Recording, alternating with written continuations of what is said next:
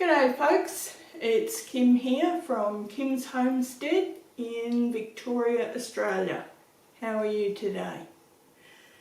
Today we're going to be in the kitchen and we're going to be preparing some cherries I picked up on special at one of our local greengrocers here. And I thought I'd make some cherry jam as well as spiced cherry sauce and some cherry glaze, and if I've got enough left over, maybe some cherry pie filling. So firstly, what I use, I've got a cherry pitter that I purchased a few years ago. If you don't want to lash out and buy one of these, which are obviously it makes it a lot easier when you're dealing with large amounts, a chopstick through the cherry will push out the pit. Also, I need a sharp knife because I'll be cutting up the cherries. A small board, a small bowl to put them in as I deal with them, a pair of digital kitchen scales which makes things a lot easier, a large pot for on the cooking the jam and the sauces and so forth on the stove, a large colander to drain the cherries, and some white vinegar. All I do is I put the cherries into some nice cold water with a good squirt of vinegar. That helps to get rid of any nasties that might be in there, as well as any mould or mildew or dirt or anything like that, and I just give it a good swirl around, and then when I'm ready I put it into the colander and let it drain for a few minutes, and that's what I work out of. So all I do is remove the stalk, put the cherry in the pitter, and then point it into the sink and press. And one de-seeded cherry. So I've got quite a few to do here. For this cherry jam recipe, I need 2 kilos of pitted and quartered cherries.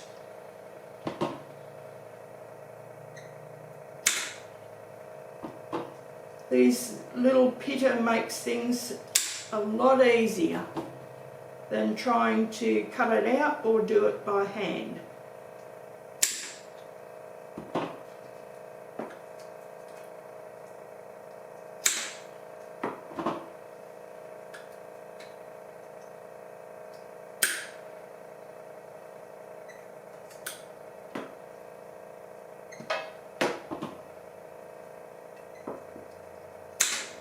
Well, I think from that you get the general drift of what you have to do.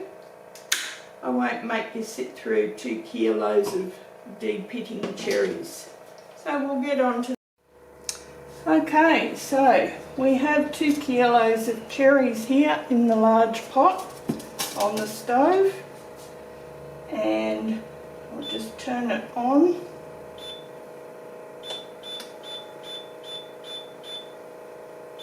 Turn it on to about 7.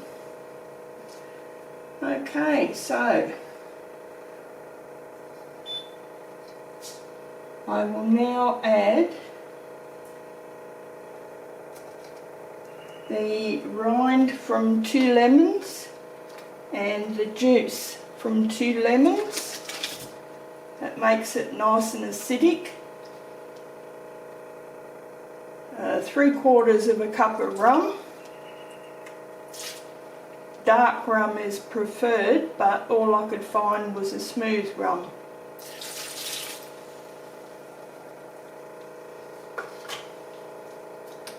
And 4 cups of sugar.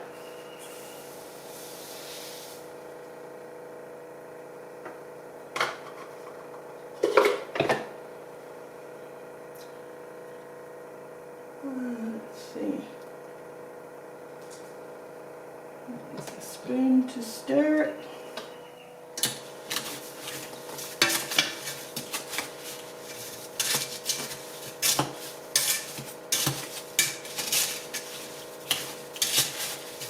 Now, what we'll do is slowly bring that up to a boil,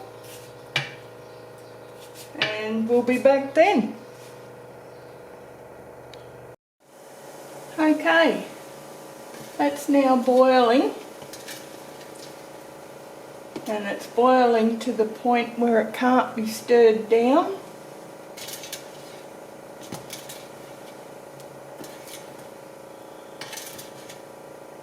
I'll just scrape around the sides.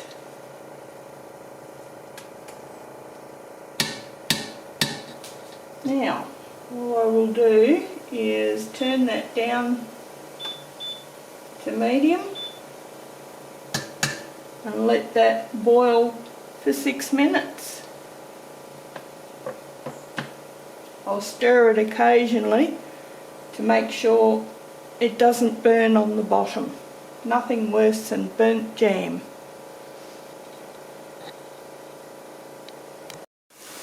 Okay, there's the timer.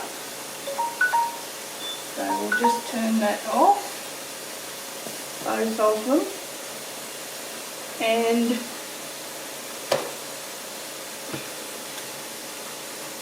that's a nice consistency.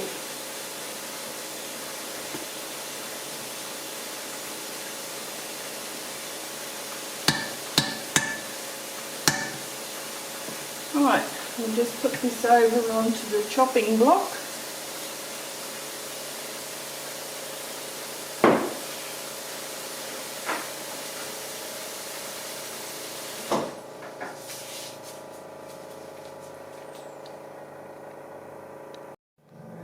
Okay, so because I like a fairly smooth jam, I'm going to use my blitzer here, so sorry about the noise.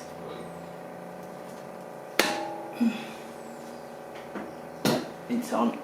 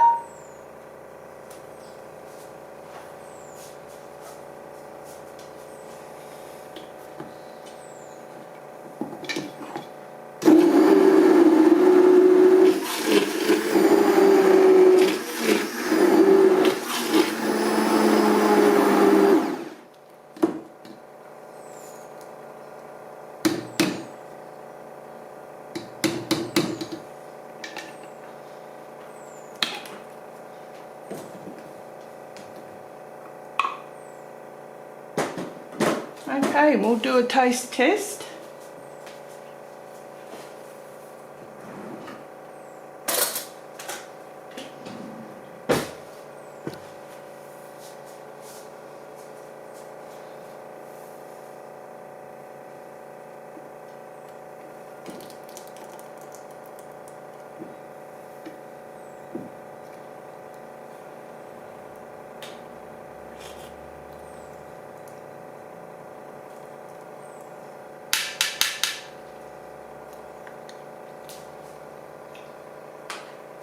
That is very tart, so I'm actually going to add probably another 2 cups of sugar. I'll reboil it for another 3 or 4 minutes and we'll come back when it's ready.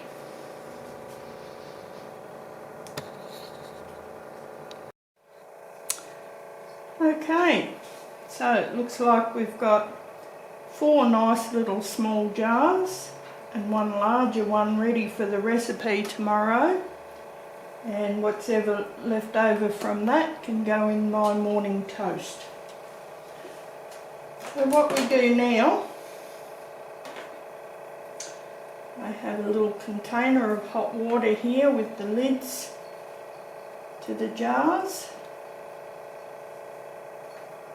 I'll just wet them and I'll wipe off around the rims, wiping any of the jam off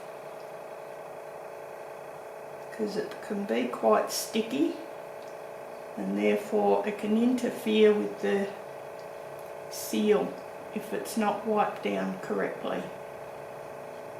It's also a good time to check for any nicks or cracks or anything like that.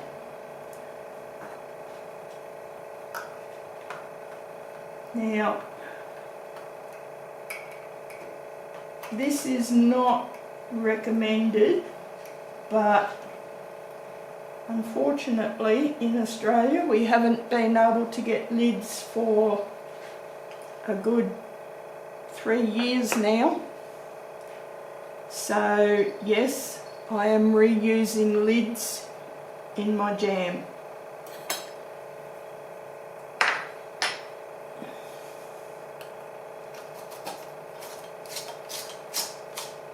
And finger tight and put that aside. Another one.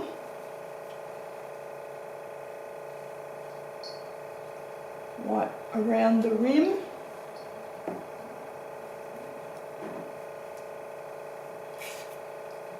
Be careful because these jars are very hot.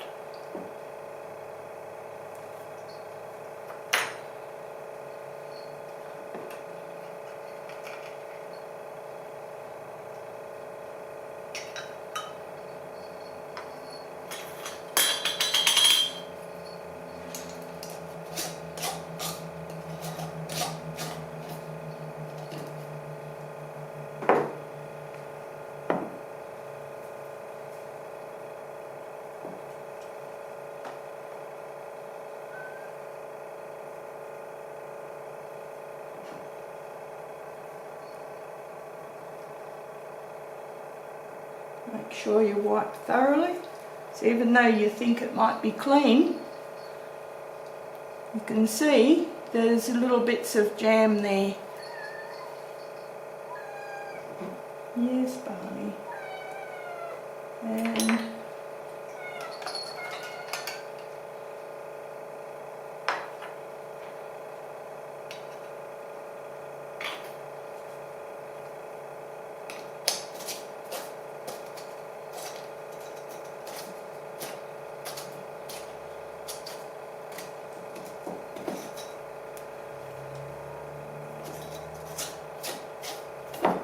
once again, finger tight.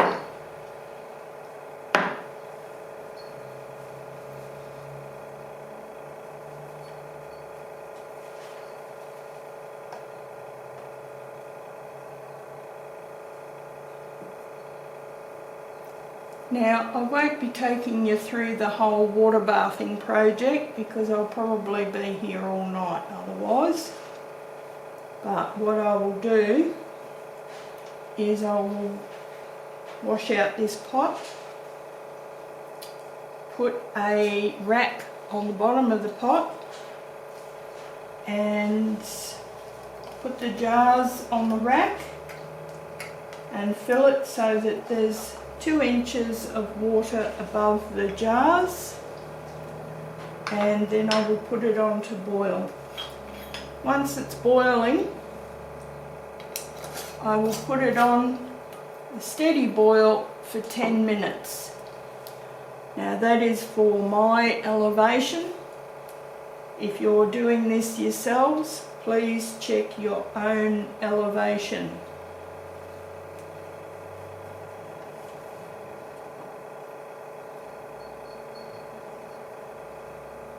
There we go, nearly done.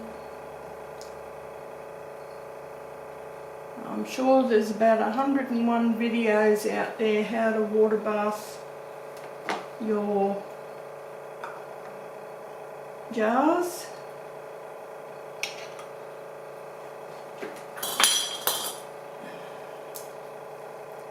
Then once it's finished water bathing for that 10 minutes, what I normally do is I just remove the lid from the pot, turn it off, remove the lid, let it vent for about 10-15 minutes. Then I will remove the jars and place them on a towel and let them sit overnight. Let them cool down. Then I will usually just give the jars a good wash with soap and water, remove the bands, label them and put them away in my pantry. So that's all there is to in making cherry jam. I hope you've enjoyed it. I'll catch you for the next one, which will be I think I'm doing the spiced cherry glaze tomorrow. I'll catch you then.